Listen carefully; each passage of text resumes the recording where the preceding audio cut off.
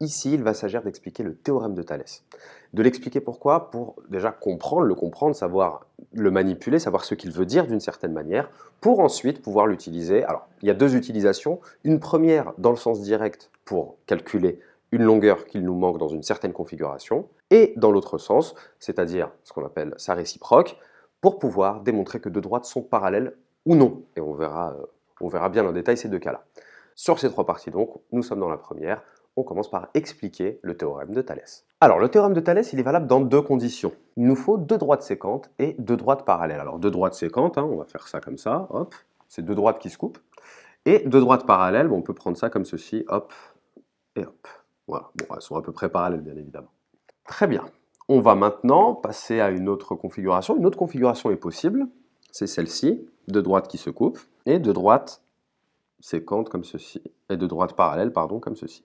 On va donner des points pour pouvoir se repérer un peu plus facilement. Donc ici, il y a un point commun entre ces deux figures, c'est qu'on a donc deux droites, AB et AC, voilà, qui sont séquentes, donc qui se coupent toutes les deux en A, et on a un point M et un point N qui appartiennent respectivement à la droite AB et à la droite AC. Je répète, on a donc deux droites, AB et AC, qui se coupent toutes les deux en A, qui sont séquentes et qui se coupent en A, et on a un point M qui appartient à AB et un point N qui appartient à AC. Ça va jusqu'ici. De plus, on a MN et BC qui sont parallèles. On a MN et BC qui sont parallèles. Alors à ce moment-là, qu'est-ce qu'on peut dire? Regardons bien ceci et voyons-le plutôt comme deux triangles. Regardez, vous avez le triangle ABC, un grand triangle ici ABC, ABC, et on a un triangle AMN, AMN, un peu plus petit, AMN. Alors qu'est-ce qui se passe au niveau de ces triangles-là? Ils ont l'air de se ressembler. On ne sait pas, on hésite? On va essayer de le montrer là. S'ils ont la même forme, c'est qu'ils ont leurs angles qui sont égaux 2 à 2. Alors, dans un triangle, comme son nom l'indique, triangle, il y a trois angles. Donc là, ici, l'angle en A, dans notre triangle AMN, l'angle en A, il est égal bien évidemment à l'angle ABC, puisque c'est en réalité le même angle. Comme ici, nous avons l'angle en A dans le triangle ABC, qui est égal à l'angle en A dans le triangle AMN, et ça, c'est parce qu'ils sont opposés par le sommet. On s'aide ici du code couleur pour marquer que les deux angles sont de même mesure. Donc nous avons un angle du triangle ABC qui est égal à un autre angle dans le triangle AMN. On va passer à un deuxième angle maintenant. Cet angle ABC du triangle ABC.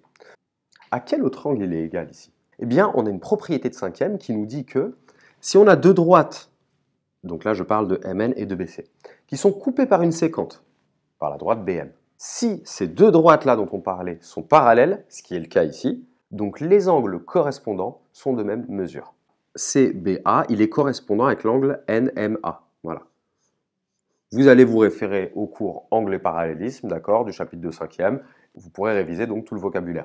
Mais sinon, vous retenez uniquement que ces deux angles-là, ils sont correspondants, et puisqu'on a nos deux droites ici qui sont parallèles, eh bien ces deux angles-là sont de même mesure. Donc on peut tout de suite dire que l'angle CBA est de même mesure que l'angle NMA. Alors à partir de là, on peut en déduire automatiquement, puisqu'on a deux angles qui sont de même mesure 2 à 2, on peut en déduire que les deux derniers ici, ils sont aussi de même mesure, puisque la somme des angles d'un triangle est toujours égale à 180 degrés.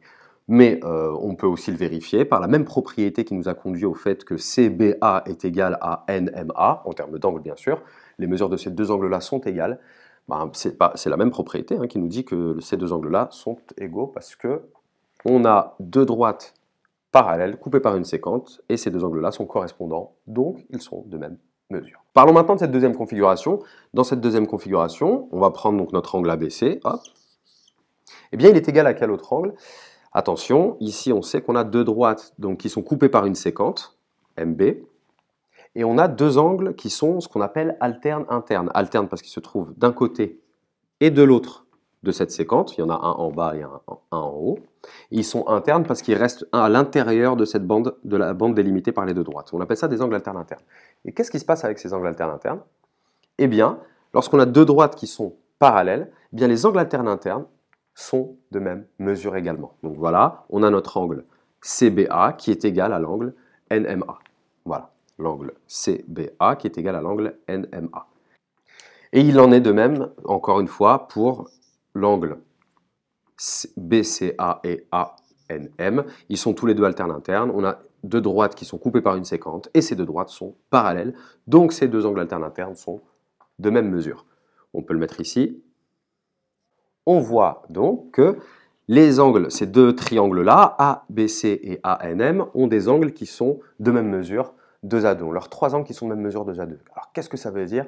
Ça veut tout simplement dire que ce sont des triangles qu'on appelle semblables. Alors si on est en quatrième, on n'a pas encore vu ce que c'est. Si on est en troisième, bon, on découvre ce que c'est.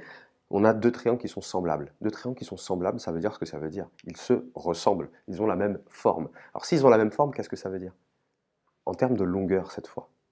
Ça veut tout simplement dire que leurs longueurs sont proportionnelles.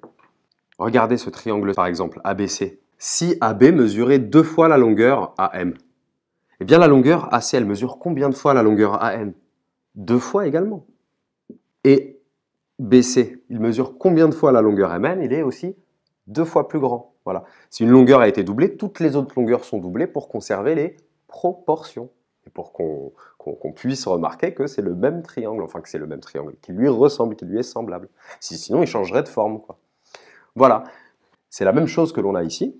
On a un triangle là, ABC, ben c'est comme s'il avait été retourné et rétréci un petit peu. Alors on appelle ça, cette transformation, si on le sait ou on ne le sait pas, on appelle ça une homothétie. En quatrième, on ne le sait pas encore normalement, mais en troisième, on le découvre, on va le découvrir. Alors qu'est-ce qu'on peut dire finalement, puisqu'il y a conservation de la proportionnalité? Ben, la longueur AB par rapport à AM, c'est comme AC par rapport à AN, et c'est comme BC par rapport à MN. Je l'écris, AB par rapport à AM. Et oui, ça en mathématiques, c'est une écriture fractionnaire, mais on appelle ça aussi un rapport. Par exemple, 10 par rapport à 5, pour comparer 10 et 5, on fait 10 divisé par 5 et c'est égal à 2. Ça veut tout simplement dire que 10 est 2 fois plus grand que 5.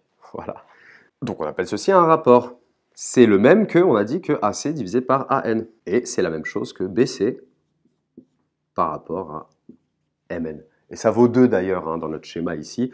On avait dit quoi? On avait dit que le AB il vaut le double de AM, donc AB divisé par AM, ça ferait 2. Comme AC vaut le double de AN, donc AC divisé par AN, ça ferait 2 également. Et BC vaut le double de MN, donc BC divisé par MN ferait 2 aussi. D'accord? Mais l'inverse aussi fonctionne. C'est-à-dire qu'on pourrait très bien écrire que AM sur AB est égal à AN sur AC, qui est égal à MN sur BC. Et voilà. Donc, le théorème de Thalès, qu'est-ce qu'il nous dit? Que lorsque l'on a deux droites séquentes et deux droites qui sont parallèles, eh bien, qu'est-ce qu'on peut dire? On peut dire qu'on a proportionnalité entre les longueurs de chacun des deux triangles qui sont formés. Donc, on a AM sur AB qui est égal à AN sur AC qui est égal à MN sur BC. Bien évidemment, s'il y a d'autres noms de points, il y aura d'autres noms de points, mais d'une manière générale, voici comment, généralement, dans quasiment tous les cours, on a choisi A, ABC et M et N. Sur tous les manuels, en tout cas, que j'ai, c'est ce qu'il y a. Voilà tout. Donc, j'espère que vous avez compris le cœur, en fait, de ce chapitre-là. Il veut juste vous dire que lorsque vous êtes dans une configuration comme celle-ci ou celle-ci, vos deux triangles sont semblables. En réalité, cela veut dire que leurs longueurs sont proportionnelles entre elles.